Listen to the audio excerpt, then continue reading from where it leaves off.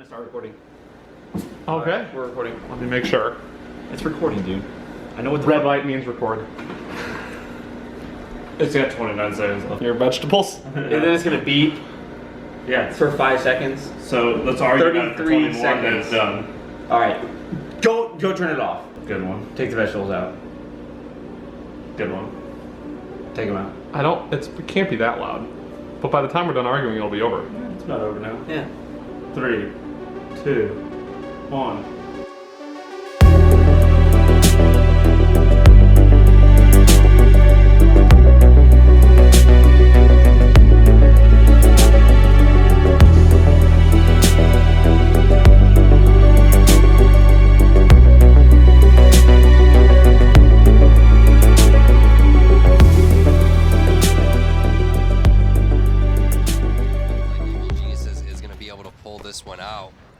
No more weapon ammo for Penguin. He's just trying to bait this plasma caster, but look at that. Evil Genius is sending so many resources over to that side of the map. Then you do have a flanker with the battle rifle as well. So there goes Roy picking up one.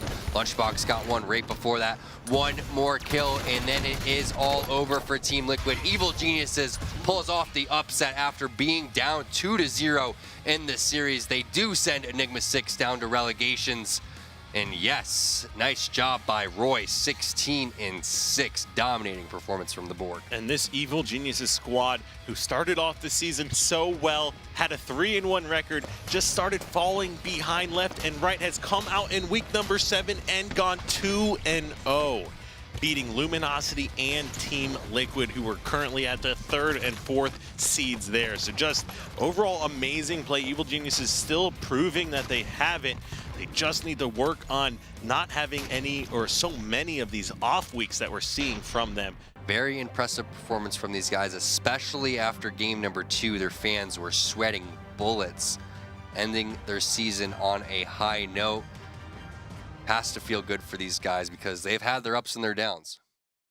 So for the last couple of months, me, Jason, and Towey have pretty much been looking for a new team. So we've been running games with various teams of 2 and really just trying to find the best fit for us and try and put ourselves in the best position possible going into Halo World Championships. And we've kind of honed in on Contra and Devon. They're a duo that has performed very well, in particular on land in Halo 5. We've been scrimming with them for probably about a week and a half now or so. We've played Optic and Envy probably 2 or 3 times each, so we've played the 2 best teams right now in the game the most. What happened at the end of last season? How did you get here? His face says it all, huh? I'd say for the most part, in most series, we're pretty competitive and most of the games are winnable for us. So we've done pretty good with them so far, I think. That was a well-spoken answer. He sounds like he has the vocabulary of a 2nd grader. We ended with a 3rd place finish at Las Vegas with Team Allegiance. Originally, we were going to stick together and just work on things as a team. Once the transfer period opened, we felt like it was good to explore our options. One of them being Royal Lunchbox. We felt like everything that they kind of bring to the table as experienced players, and they have so much to offer to a team, and I feel like with them being together for their whole careers, and then Contra and myself being a long-time duo, and our land accomplishments, we just felt like it would be a very good combination of a team put together. Damn. Pretty nice. Hey, look at the training. What's up, dude? This is happening. Is there anyone else here? I literally live here alone. Oh my, so I can talk however loud I want. Yeah. I can be myself. So this is one room. That's my room. This is your room. Yeah. Nice. You like this one? Well, goddamn, Towey. Intel, what's up, everyone? Here at the EG house. If you didn't know, I am on the team, obviously. I'm in the house. But you got a script. You can take this in later. It's still How many inches is it's not real to me. Oh.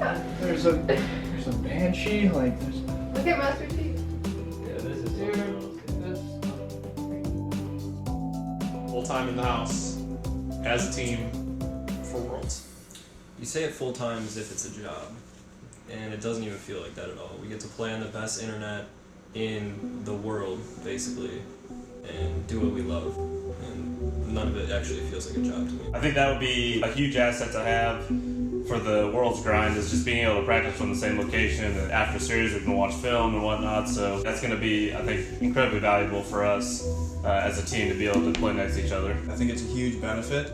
That's something that very rarely are any team in any game given that opportunity. XFINITY, Evil Geniuses have been here to support us every step of the way. It's a great bonding experience for us to all really get to understand each other a lot better in-game and out-of-game. With anything, the more you can emulate like a live tournament setting and be able to play next to your teammates and have your coach right behind you and just all get as comfortable and accustomed to that scenario and that environment as possible, I think will allow you to kind of maximize your gameplay and your performance at these live events. I think we have certainly pretty good components for a team to do well at these live tournaments, so we kind of just have to put all the pieces together and continue to work on the things that we're weak at and continue to get better. One major thing, at least coming from out of Michigan, Contra and myself, was our internet. We played multiple online matches on a Wi-Fi hotspot from our phones as well, so that's not something that many people know, and we actually won that match. Don't know why or how. So to be able to just be in this house, in this professional environment, it's so much more like motivation going into it, and you're so determined to give it your all and just be the best player, teammate, and person that you can be. This weekend, the 20th of January to the 22nd, we have our first tournament with our new roster, which is UGC St. Louis. It's for $50,000, and it's also a chance at qualifying for Halo World Championship for 2017. I'm super excited going into this event. I think our team is very determined to do well. We're clearly a tournament team. Yeah, I feel like we are basically a LAN team over everything. We work best together when we are side by side, being able to look at each other's screens. It's really time for us to buckle down and be more serious, be more disciplined than ourselves. So I think this is the perfect opportunity for us to prove it.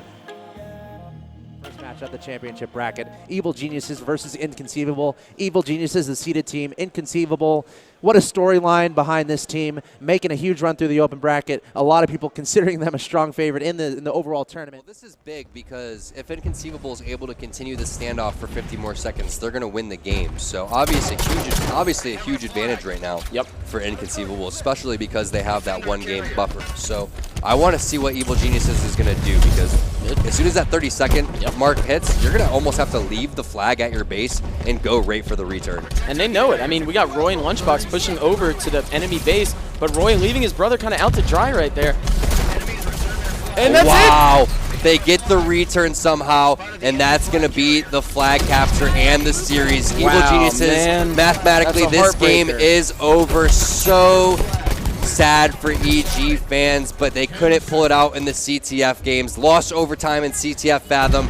Lost here 2-0 in that flag standoff that could have went either way. And EG, they are going to be moving down to the losers bracket. Meanwhile, Inconceivable moving on to the next round.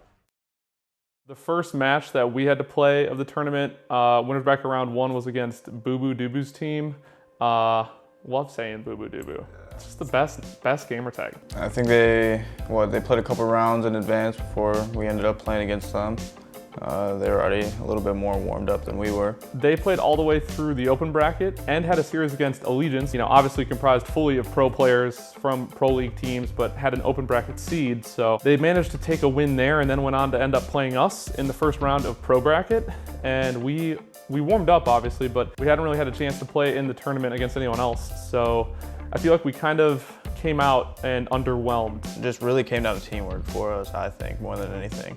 We lost 2 games to them in overtime. Definitely a little disappointing to start off our first match as the 6th seed, somehow playing an 11th seeded team that came in, but really they're full of pro players, and I'm not sure how that all got figured out, but obviously we're all trying to qualify for this $1 million tournament, and to have arbitrary rulings for which teams are going to be in which top open bracket seed is a little confusing, since that was just never really explained to us. Yeah, so our first match Sunday morning, it was like 10:30 in the morning. It's been a long Sunday. You ready? Oh, we ready, boys. We ready to grind the losers bracket. It'll be a marathon Sunday. Well, I played 2 matches in 11 hours a day, so I'm actually looking forward to playing a lot today. A wild lunchbox, ready for his first round. Focused, determined, prepared. So that was like a good warm-up series for us. After that 3-0, we ended up playing LG for top 6. I think both of our teams collectively needed more practice. I mean, we teamed for 2 weeks and it was kind of random on both parts in the series. Really did not want to lose to Ninja, to be honest. I mean, I'm still really good friends with both Ninja and Victory. Always will support both of them. But yeah, I mean, why would I want to lose that? Of course, we all tried our asses off. No one wanted to lose that. Able to grab those rockets. Yeah, I mean, that's going to be Sniper still in the hands of Contra. Rockets in the hands of Predeminator with a 1-kill lead. So if Evil Geniuses loses this game, that is absolutely them choking. Yeah, you know, it could definitely happen. And it looks like the LG roster is trying to do their best to stay alive. But Ninja just pushed up top rockets by himself. He didn't have any help at all. I don't know what that was. Yeah, that was not what you want to see here in this situation. There is no room for mistakes or any kind of errors at this point. And that's it. We may not even see them get another kill. It looks like 2 dead right now for the LG roster. Devonator putting in some good shots. Roy cleaning up a kill also on Victory X. And now Lunchbox is just pushing in. He sees the sword, doesn't grab it right away, goes for the return. Huge return if he gets it. He does. Ninja, that was a little bit odd. And wow, that flag already gets returned. And keep in mind, they almost had another flag cap. And yeah, Ghost, that's all she wrote here. It like caught me by such surprise. We won a really close game too, 50-48, but ended up taking the series overall 3-0. So that was a lot of momentum for us heading into our next match versus Liquid for top 4. Ah, man, Liquid. What a defensive stand. That was, I assume that was game over based on the amount of kills we saw over there. We saw the positioning of Brain with Sniper over in that cave.